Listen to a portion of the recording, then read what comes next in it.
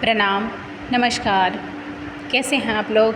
हम उम्मीद करते हैं आप लोग अच्छे होंगे। स्ववर्णों के उच्चारण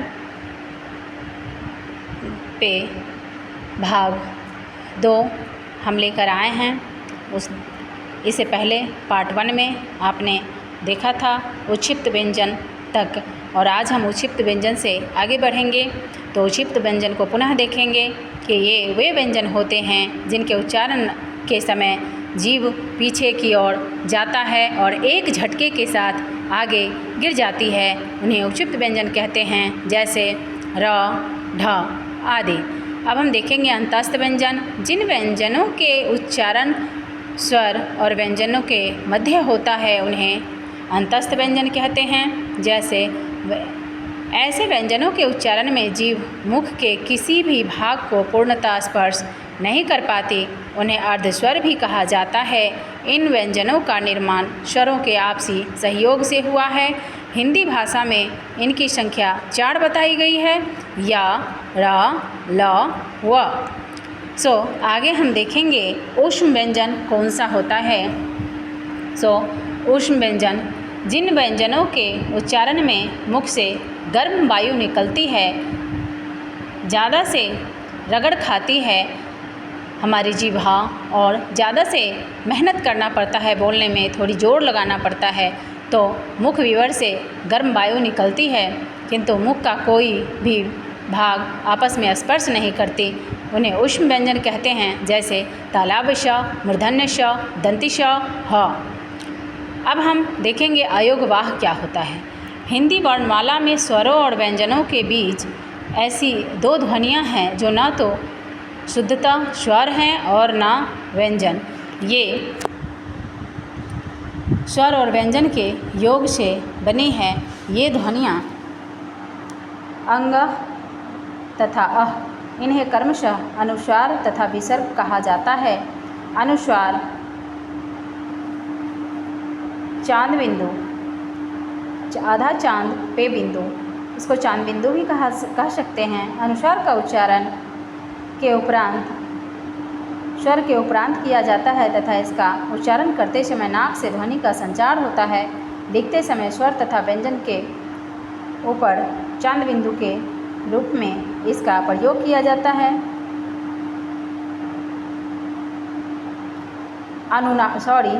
चांद बिंदु में अनुनासिक में चांद बिंदु होता है, इसमें केवल एक बिंदी लगाई जाती है।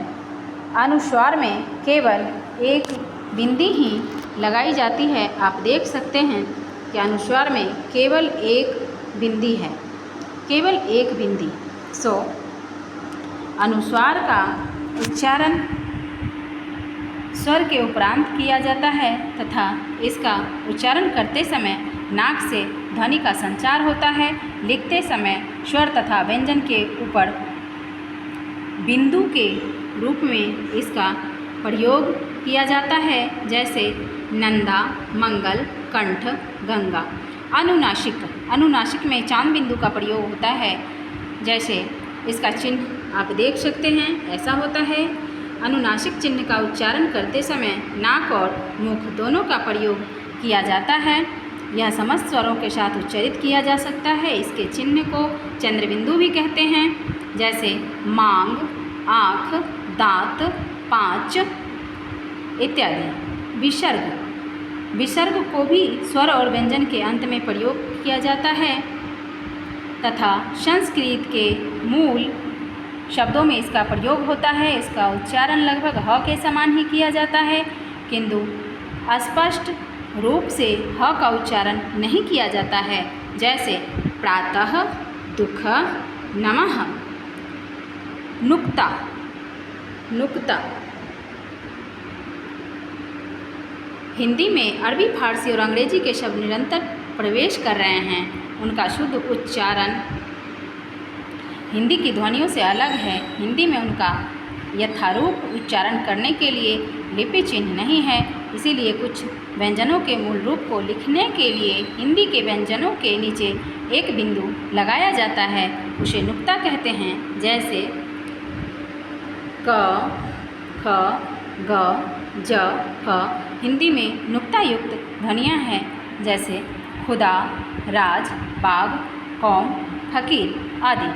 नोट: अनुस्वार वास्तव में अण, ज्या, न, ण, न, म का विकल्प है, जैसे गंगा, चंचल, कंठ, कंपन आदि शब्दों का अनुस्वार का प्रयोग कर गंगा, चंचल, कंठ, कंपन लिखा जाता है।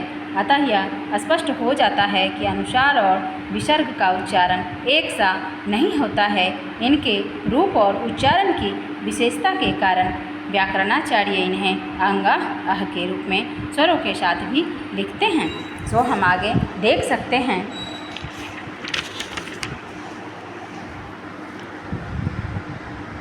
वर्णों का उच्चारण स्थान: नासिक्य व्यंजन अंग, आड़, ज्या, न, म, दंते त वर्ग ल, श, मूर्धन्य अड़ी ट वर्ग, बड़ी र भी इसको बोल सकते हैं, ट वर्गी र भी बोल सकते हैं। सो ड़ और छोटी र, दंतोष्ठ देख सकते हैं आप, व, ओष्ठ, उ, छोटी ऊ, बड़ी ऊ, प वर्ग।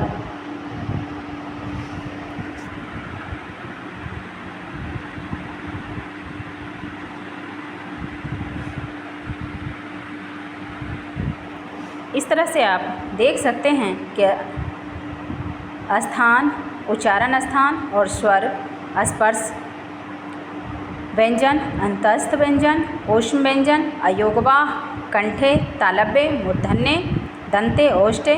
इस तरह से आप इसका उच्चारण करके खुद भी देख सकते हैं। कंठ, उच्चारण स्थान कंठ का, आ, तालु का, छोटी ई, बड़ी ई, इससे पहले हम बात कर चुके हैं इस पर। हम आगे अब देखते हैं तालव्य व्यंजन। तालव्य व्यंजन जिनका उच्चारण स्थान तालु के द्वारा होता है, जिनका उच्चारण तालु के द्वारा होता है। मूर्धन्य जिनका उच्चारण मूर्धा मुख की छत से होता है, जैसे ट, ठ, ड, ढ, न, अण, ढ, ड़, ढ, ड़, अड़ीसी, अड़ी, स, मूर्धन्य स। दंते व्यंजन जिनका उच्चारण ऊपर के दांतों के जीभ के लगने से होता है, त, थ, द, ध, ल, स। ओष्ठ जिनका उच्चारण दोनों ओठों की सहायता से होता है, छोटी ऊ, बड़ी ऊ, प, फ, ब, भ, म। नासिक्य व्यंजन जिनका उच्चारण मुख और नासिका से होता है, अंग, अण, ज्या, न, म। दंतोष्ठ जिनका उच्चारण निचले ओठों के साथ दांतों के मिलने से होता है, व। कंठोष्ठ जिनका उच्चारण कंठ और ओठों के द्वारा होता है, ओ, औ। कंठ तालव्य व्यंजन जिनका उच्चारण कंठ और तालु के द्वारा होता है। अब उच्चारण के आधार पर व्यंजन के भेद किए गए हैं, जिसको आप देख सकते हैं। अल्पप्राण व्यंजन वे कहलाते हैं जिन व्यंजन वर्णों के उच्चारण में कम समय लगे और कम प्रयत्न करना पड़े, जैसे ग, ण, च, ज, ज्य, ट, ड। इस तरह से आप देख सकते हैं। महाप्राण व्यंजन कौन कहलाते हैं? तो महाप्राण व्यंजन वे कहलाते हैं जिन व्यंजनों के उच्चारण में अधिक समय लगे और अधिक प्रयास करना पड़े, अंत में ह की ध्वनि आए, जैसे प्रत्येक वर्ग के दूसरा व्यंजन और चौथा व्यंजन। आप देख सकते हैं। स्वर के कंपन के आधार पर भी व्यंजन के भेद किए गए हैं। कंपन बोलते समय वायु प्रवाह से कंठ में स्थित स्वरतंत्री में कंपन होता है। इसी कंपन के आधार पर व्यंजन दो प्रकार के होते हैं।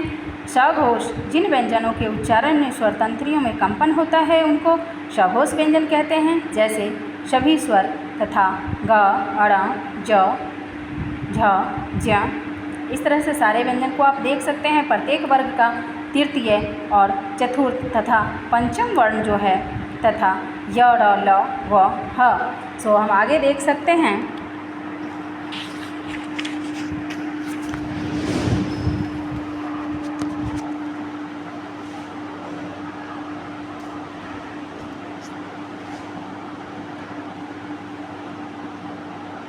अघोष जिन ध्वनियों के उच्चारण में स्वर तंत्रियों में कंपन नहीं होता है उनको अघोष व्यंजन कहते हैं, जैसे क, ख, च, छ, ट, ठ, द, ट, ठ, त, थ, प, फ।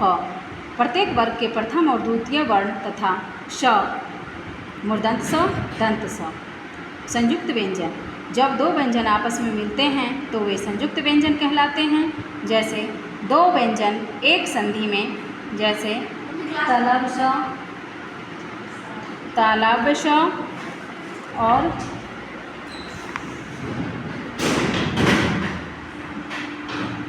संयुक्त व्यंजन शब्द श्रमिक। इस तरह से तालाब श और र, तालाब श हलंत जोड़ र हलंत जोड़ अ।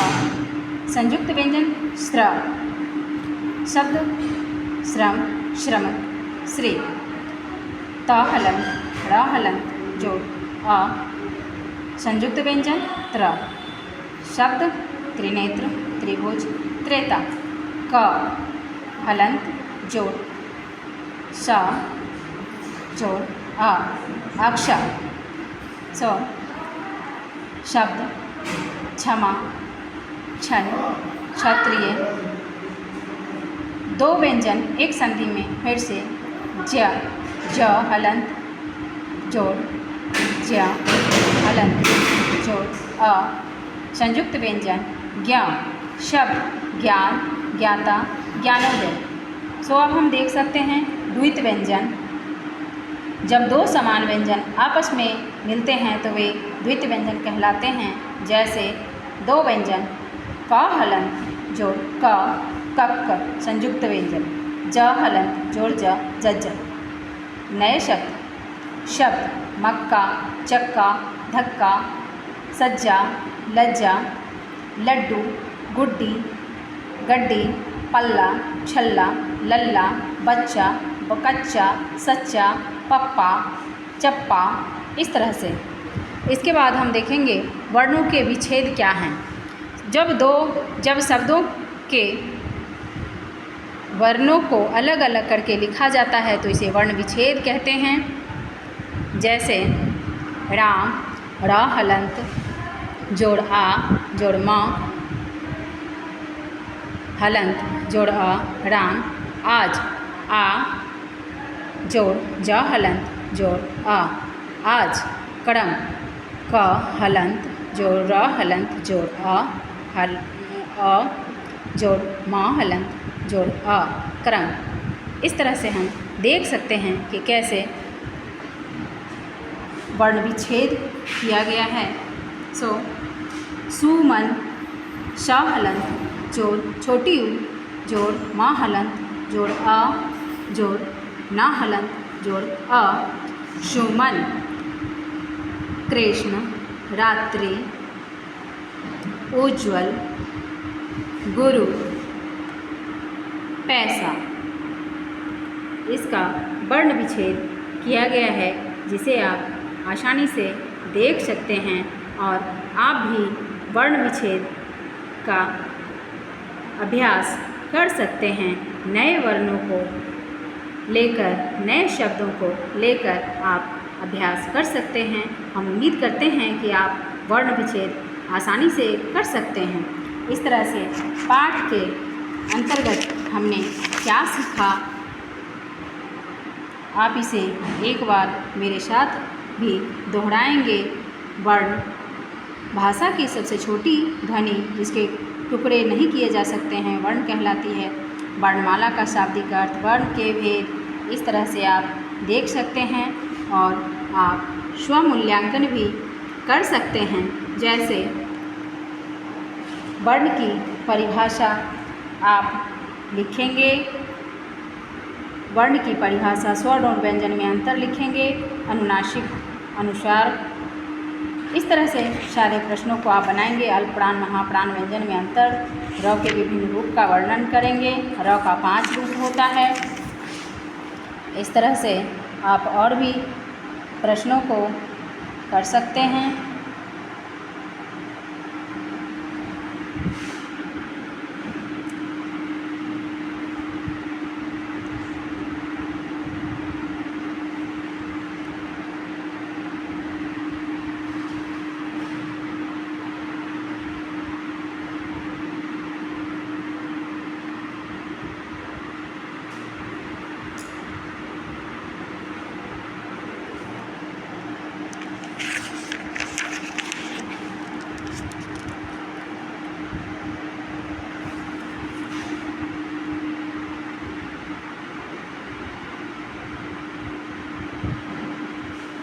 इस तरह से आप देख सकते हैं, केवल पढ़ने के लिए है, आपको अभ्यास करने के लिए है वर्ण विच्छेद।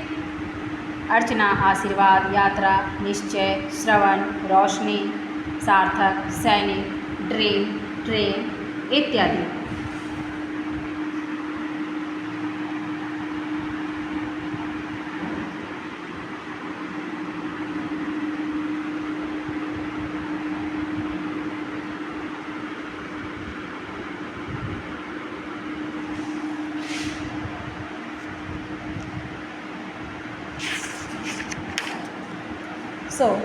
बहुत बहुत धन्यवाद।